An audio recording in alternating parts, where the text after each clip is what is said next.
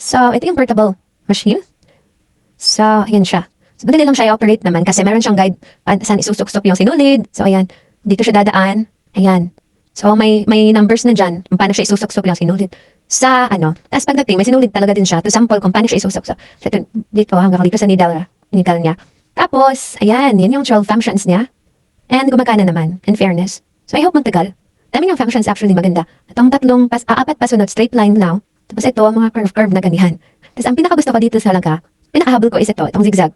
Yan. And function lahat yan. Tapos ito, pang button hole ito. So, pag may magbobotones ka, friends, pwede ito. Nagpa-function siya, in fairness. So, sana magtagal sa akin. Yan, kaya kung gusto nyo rin, ilalagay ko ang link sa baba. Kung gusto niyo mag-order, wala pa isang libo to. So, mura lang siya. So, maraming rate nito, maraming nag-review na. Matagal din naman sa kanila, ilang taon na. May nabasa ako isang taon na, tapos napabili yung kapatid din niya, yun. So, yan, sa baba, ilalagay ko ang link para sa gustong mag-order. Thank you!